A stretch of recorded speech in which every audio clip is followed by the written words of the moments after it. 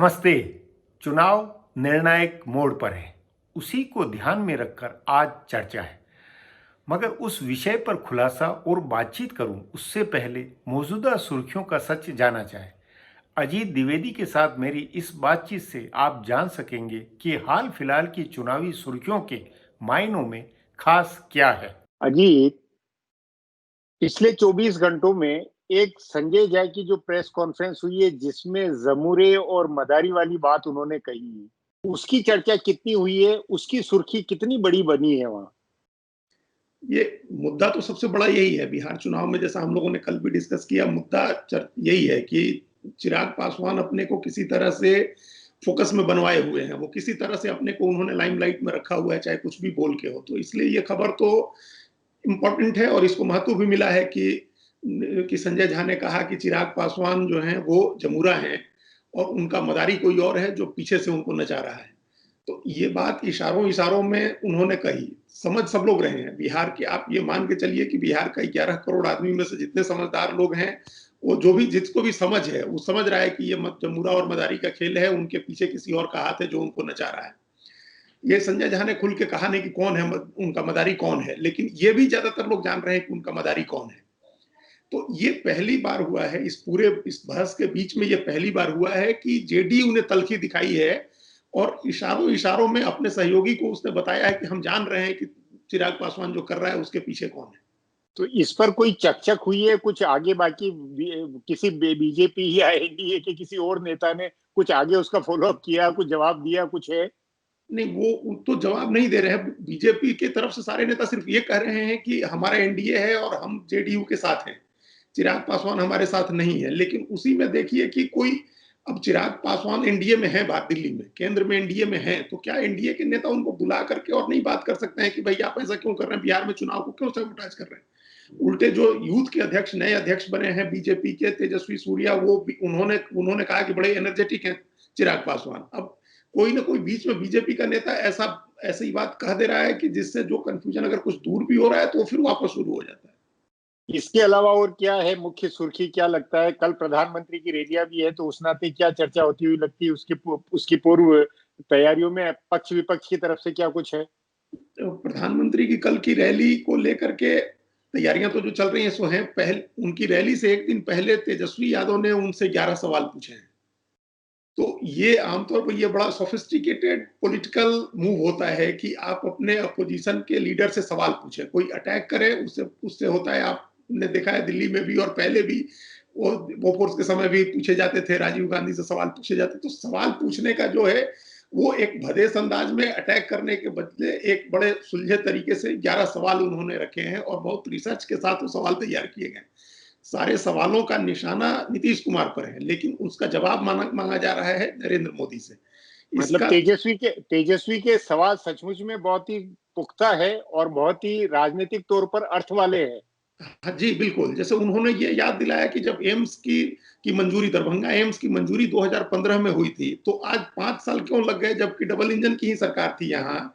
तो 5 साल क्यों लग गए काम शुरू होने में? चुनाव के ठीक पहले काम क्यों शुरू हो रहा है?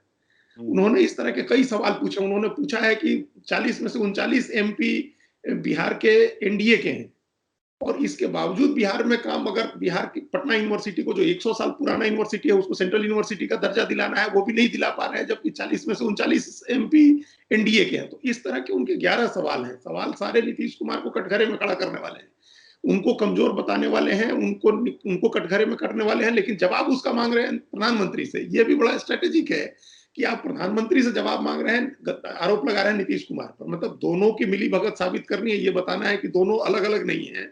और दूसरा ये कि अगर कोई इनके भीतर का फ्रिक्शन है तो वो भी इससे जाहिर हो कि अगर कुछ इस पर बोलते हैं कल प्रधानमंत्री तो वो क्या बोलते हैं। इसके अलावा कल मतदान का पहला चरण है, तो मतदान की जो मौजूदा सीटें हैं उसको लेकर वहां क्या विश्लेषण बन रहा है? ये पहला चरण ही बहुत मेक और ब्रेक वाला होगा, क्योंकि पहले चरण में जो सीटें हैं वो जनता दल यू की ज्यादा हैं और जिन सीटों पर राष्ट्रीय जनता दल के साथ उनका सीधा मुकाबला है और ये 16 जिलों में फैली हुई है। आप समझिए कि लगभग आधे जिले हो गए। बिहार में 38 जिले हैं, उसमें 16 जिलों में ये चुनाव हो रहा है 71 सीटों पर। तो जेडीयू की सीटें ज्यादा हैं, कंफ्यूजन सबसे ज्यादा इसी चरण को लेकर के है। तो इस चरण ये मेक और ब्रेक का होगा पूरे एनडीए के लिए भी और खासतौर से जेडीयू के लिए। अगर इसमें मतदान के समय तक कोई ऐसी हवा बनती है, ऐसा कोई माहौल बनता है कि ये आगे निकल रहा है, ये पीछे, तो इसका असर अगले दोनों चरणों पर होगा। लेकिन इस चरण की सीटों पे चिराग पासवान के भी उम्मीदवार है और जनता दल यू और आरजेडी के बीच में आमने सामने ज्यादा मुकाबला है, बीजेपी ज्यादा नहीं है सीन में। बीजेपी कम सीटों पर है, इसमें ज्यादा सीटों पर जेडीयू है और उसी का मुकाबला है आरजेडी से, और उसमें लोक जनशक्ति पार्टी के उम्मीदवार हैं। और इसका मैसेज होगा, इसके बाद बैक टू बैक चुनाव है, 3 तारीख को दूसरा चरण और 7 तारीख को तीसरा चरण। तो अभी जो मैसेज निकलेगा, उस मैसेज को अगर कोई डैमेज होता है, किसी को भी होता है, महागठबंधन को या एनडीए को, तो उस डैमेज को कंट्रोल करना फिर संभव नहीं हो पाएगा। जो हवा कल बनेगी पहले चरण के मतदान में, वो हवा, एग्जिट पोल तो नहीं दिखाए जाएंगे, लेकिन वो हवा बनती है और वो फैलती है पूरे प्रदेश में। बिहार राजनीतिक तौर पर जितना जागरूक है, उतनी ही उसकी राजनीति बिखरी हुई है। इतनी पार्टियां हैं कि छोटे छोटे जात समूह के ठेकेदार भी वीआईपी बन भाजपा के बतौर साथी चुनाव में मैदान में है। पप्पू यादव मुख्यमंत्री उम्मीदवार है तो उपेंद्र कुशवाहा भी गठबंधन बना मुख्यमंत्री पद का दांव चले हुए। मायावती और ओवैसी की पार्टियों के साथ प्रादेशिक पार्टियों ने जैसी जो राजनीति की है, उससे वोटों का बिखराव तय है। तभी सवाल है कि इस चुनाव में अन्य के वोट में क्या कुछ होगा। इस पर बातचीत के लिए मेरे साथ सी वोटर के प्रमुख और चुनाव की रोजाना ट्रैकिंग रखे हुए यशवंत देशमुख है। यशवंत जी नमस्कार। नमस्कार यश जी। यशवंत जी, आपके बिहार के सर्वेक्षण में अन्य वोटों को लेकर भी बहुत महत्वपूर्ण तथ्य बताया गया है कि 2015 के अपवाद को छोड़ दें तो पिछले तमाम चुनावों में बिहार में छोटी छोटी अन्य पार्टियों के वोट भी 30% से ऊपर लगातार रहे हैं, औसत रहता है ये। यदि ये स्थिति है तो इस चुनाव में 5 धुरी है, 2 अलग 4 गठबंधन है और 5वां चिराग पासवान है। उस नाते ये अन्य के वोट बहुत ज्यादा बिखर कर एनडीए और यूपीए के लिए फायदेमंद होंगे या सारी घिचपिच होगी? देखिए, बिहार की राजनीति थोड़ी तो एक तरह से आप कहें तो बाइपोलर टेक्निकली रही है, लेकिन अन्य के जो वोट आप जिन्हें कह रहे हैं, जो आप 20 से 30% तक की रेंज में हमेशा रहे हैं, उसका कारण एक ये भी रहा है कि बिहार में हम जानते हैं इंडिपेंडेंट वाली राजनीति ये खासी है। बिहार की राजनीतिक चेतना बहुत ही अलग किस्म की है, पूरे भारत से बिल्कुल ही जुदा है। हर पार्टी के जो भी कैंडिडेट हैं जो टिकट मांगते हैं, जिसको टिकट नहीं मिलता है ज्यादातर खुद इंडिपेंडेंट खड़े होने की कोशिश करते हैं। ये बिहार में ज्यादा है थोड़ा सा। और ऐसी स्थिति में कोई भी 243 में से एक सीट ऐसी नहीं होती जहां पे मुख्य पार्टी या मुख्य गठबंधन का दोनों साइड से रेबल एक एक न खड़ा हो। तो इसलिए अन्य के हिस्से में वोट वहां ज्यादा जाते रहे। हमारे जो ट्रैकर में अभी अन्य के वोट कम दिखाई दे रहे हैं, उसमें अगर आप ध्यान से देखें तो हम लगातार कह रहे हैं कि 20% के आसपास लोग कह रहे हैं अनडिसाइडेड। अनडिसाइडेड का मतलब ये नहीं है कि वो बड़ी तादाद में तय करेंगे कि वो एनडीए या यूपीए में किसकी तरफ जाए। इस अनडिसाइडेड में ज्यादातर वो लोग ये हैं जो अभी अनडिसाइडेड इसलिए कह रहे हैं कि हमारे आदमी को टिकट मिलता है कि नहीं मिलता, हम इस पे तय करेंगे। अगर हमारे आदमी को कास्ट के कॉम्बिनेशन पे रिलीजन टिकट मिल रहा है तो हम उस तरफ जाएंगे। अगर हमारा आदमी अकेले खड़ा होता है तो हम अपने नेता की तरफ जाएंगे। तो ये हर सीट पर मेरा मानना है बिहार में कम से कम आधा दर्जन ऐसे लोग हैं जो व्यक्तिगत हैसियत में 5 से 10% की पकड़ रखते हैं। वही उन्हीं में मेरा आपसे पूछना है कि उपेंद्र कुशवाहा हो या पप्पू यादव हो या अब ओवैसी का एक फैक्टर है या बसपा का फैक्टर है, तो अब ये बड़े नेता बड़ी पार्टियों जैसे इसमें अन्य में क्या ये छोटी पार्टियों में मुस्लिम वोट भी जुड़ेगा क्या, वो भी बटेगा क्या ओवैसी के फैक्टर के कारण या बीएसपी के फैक्टर के कारण दलित वोट, उन वोटों को किस तरह लेंगे हम या अन्य सिर्फ निर्दलीय? बीएसपी का बहुत बड़ा फैक्टर मैं नहीं देख पा रहा हूं। कारण उसका यह है कि 2016 के बाद से, आप जैसा आपने पिछली बार भी पहले भी मुझसे इस विषय पे बात कर चुके हैं आप, मेरा और आपका दोनों का मानना यह है कि नरेंद्र मोदी की जीत में अगर सबसे बड़ा योगदान 2016, 2014 और 2019 में रहा है तो दलित मतदाताओं का रहा है। हम जानते हैं जो दलित स्विंग हुआ उसी के कारण ही ये 300 की पहली लोकसभा में है, अन्यथा जो जो सामाजिक कॉम्बिनेशन बीजेपी का है उसमें दूर दूर तक 300 की टैली पहुंचने का कोई हिसाब बनता ही नहीं। और बीएसपी कमजोर हुई है, दूसरी बात ये भी है। तो मेरा मानना ये है कि दलित बीएसपी का फैक्टर मैं उतना ज्यादा नहीं देख पा रहा हूँ, लेकिन हाँ मुस्लिम मतदाताओं वाला फैक्टर मैं ये जरूर देख रहा हूँ।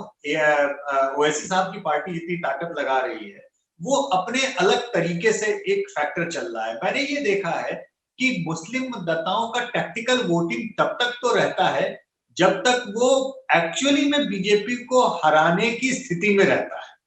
जैसे ही अगर ये होता है कि हम कुछ भी कर लें बीजेपी को हम नहीं हरा पाएंगे, उस स्थिति में उनका मत जो है वो ऐसे कैंडिडेट को जाता है जिस कैंडिडेट के ऊपर वो लोकली सीधे रिलेट कर पाए, मतलब जिनको लगे कि हाँ जीते चाहे हारे लेकिन ये काम की बात कर रहा है या हमारे बीच का आदमी। इसलिए मुस्लिम मतदाताओं का बंटवारा दो तरीके से होगा। एक तो उन सीटों पर बिल्कुल 100% एक साथ जाएगा जहां पे उन्हें लगेगा कि नहीं हम बीजेपी को यहां हरा देंगे, लेकिन जिस सीटों पर भी उनको ये लगेगा कि हम बहुत अच्छी स्थिति में नहीं है, वहां पर लोकल कैंडिडेट्स का जो उनके पास के जिनके साथ में उनका रोज की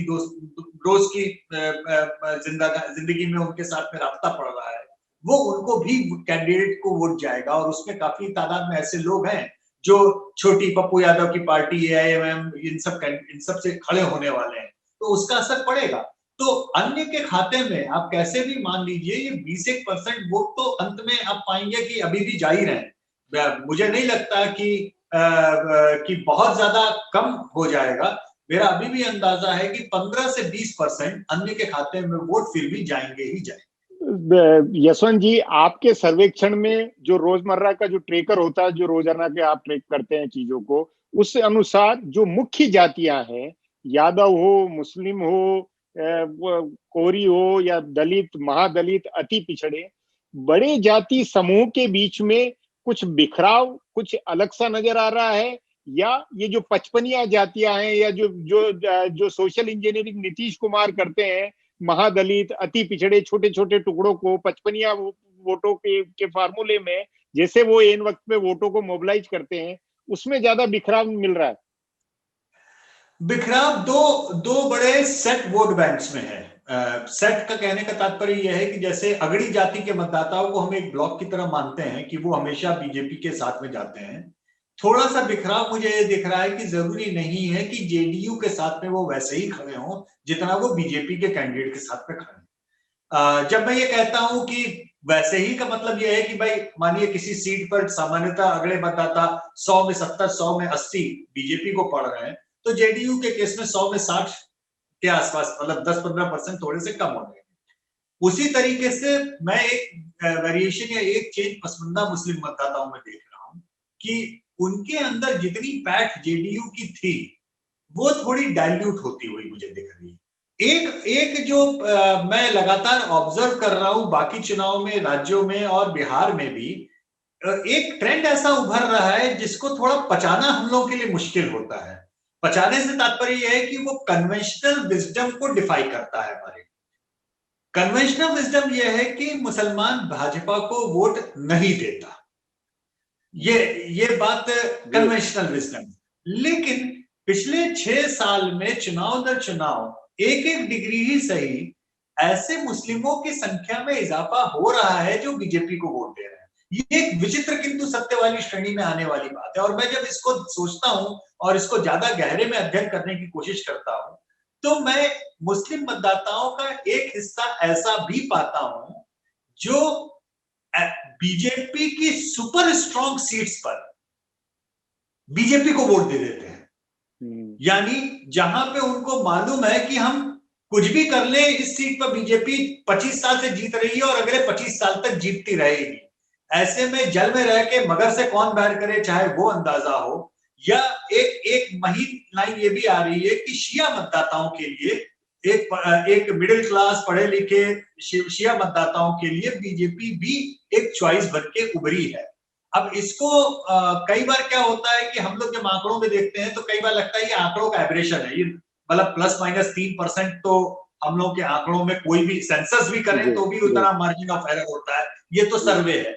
लेकिन जब सेम ट्रेंड आपको व्यास जी अगर चुनाव दर चुनाव राज्य दर राज्य जब दिखने लगे तो आप कहीं ना कहीं बैठ के नोटिस लेते हैं कि something is odd, something is missing, कुछ तो है जो हम मिस कर रहे हैं। और वो मिसिंग में मुझे ऐसा लगता है कि दो ही एक्सप्लेनेशन लग रहे हैं कि जिन राज्यों या जिन सीटों पर बीजेपी सुपर स्ट्रांग है उन जगहों पे लोकल इक्वेशंस के कारण, क्योंकि हम जानते हैं मोहल्ले दर मोहल्ले में अगर बहुत स्ट्रांग है बीजेपी तो बीजेपी का कैंडिडेट अगर आता है तो कोई भी बुराई नहीं, भाई हमको उस जगह रहना है, हमारे बच्चों को वहां रहना है, हमको जिंदगी वहां बसर करनी है, तो हम ऐसे में लोकल इक्वेशनिंग को साध के चलना चाहते हैं। इस नाते वो जल में रह के मगर से कौन बैर करे उस अंदाज में। दूसरा जो ओवरऑल पोजिशनिंग में मुझे ऐसा लगता है कहीं ना कहीं शिया मतदाताओं का एक सेक्शन वो बीजेपी के साथ में कई पिछले 10 साल में मैं देख रहा हूं ये ट्रेंड और कई राज्यों में देख रहा हूं कि वो एक स्विंग हो रहा है। तो ये एक विचित्र उलटमासी जैसी स्थिति है कि अगले कहीं और ठिठक रहे हैं और मुस्लिम इधर आ रहे हैं। ये ट्रेंड छोटे हैं लेकिन ये महीन ट्रेंड ही पकड़ना अभी जरूरी होता है जो आगे की राजनीति भी डिफाइन करते हैं। यशवंत जी, आपके सर्वे में क्या वायरस के खौफ के कारण, महामारी की स्थितियों के कारण, क्या ये कुछ संकेत है कि मतदान कम होगा, शहरी इलाकों में कम होगा, बीजेपी के वोट बेस में कम होगा, इस तरह का कोई अंदाज है? वायरस के कारण मतदान कम हो इसकी संभावना नहीं है। जो मुद्दा है, मुद्दा वायरस रह भी नहीं गया है, मुद्दा तो भयानक बेरोजगारी का हो रखा है, क्योंकि हम जानते हैं कि इस वायरस के कारण सबसे बड़ा मुद्दा श्रमिकों का पलायन बना और श्रमिकों के पलायन पे सबसे बड़ा अगर कोई राज्य है जिसको ये प्रभावित करेगा वो बिहार है, मतलब ये हमको पता है।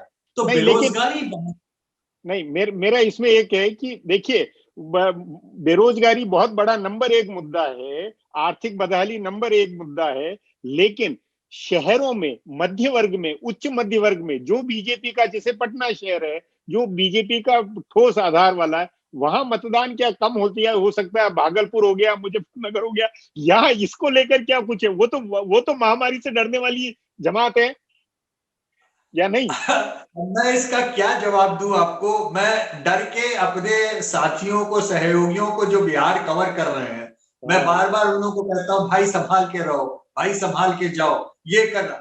और वो लोग वहां से जो बताते हैं कि भाई साहब क्या संभाल के रहे हैं, यहाँ पे तो लग रहा है कि पूरा दिवाली का मेला लगा हुआ है तो सड़कों पे। तो मुझे ऐसा लगता है कि जब लोग अपनी दैनिक जीवन के में इतना थक चुके हैं कोरोना के नाम पर कि बैठ के नहीं कर सकता कोई, घर में बैठ के खा तो नहीं सकता है, जिसको दिहाड़ी करनी है जाएगा कमाएगा। तो अगर दिहाड़ी जा रहा है कमा रहा है तो वोट ही डालने जाएगा। आप ये निश्चित समझिए, मुझे नहीं लगता कि कोरोना के कारण कोई टर्नआउट में टर्नआउट में कमी आएगी तो वो कोरोना के कारण नहीं, वो विक्षोभ के कारण आएगी, वो दुख के कारण आएगी, वो हतोत्साहित होने के कारण आएगी, उम्मीदों के टूटने के कारण आएगी और विकल्प न होने के कारण आएगी। इन कारणों से टर्नआउट कम हो जाए तो हो जाए, लेकिन कोरोना के कारण टर्नआउट कम नहीं। यशवंत जी, बातचीत को यहीं समाप्त करेंगे। बातचीत के लिए बहुत बहुत धन्यवाद। मुझे खुशी है जो दर्शकों में आम प्रतिक्रिया है कि प्रोग्राम सार्थक चर्चा लिए हुए होता है। मतलब बिहार की राजनीतिक चेतना में जानने सोचने की कसौटी में प्रोग्राम सफल है। आग्रह है, टीवी चैनल पर प्रोग्राम मिस हो तो यूट्यूब पर नया इंडिया टीवी चैनल पर जाकर उसे ज़रूर देखें। अगले एपिसोड के लिए चैनल सब्सक्राइब करें और नया इंडिया टीवी व nayaindia.com को विजिट करने की भी आदत बनाएं। आग्रह है, अपने सोशल मीडिया से प्रोग्राम की चर्चा कराएं। अब अगले एपिसोड में आपसे मुलाकात होगी।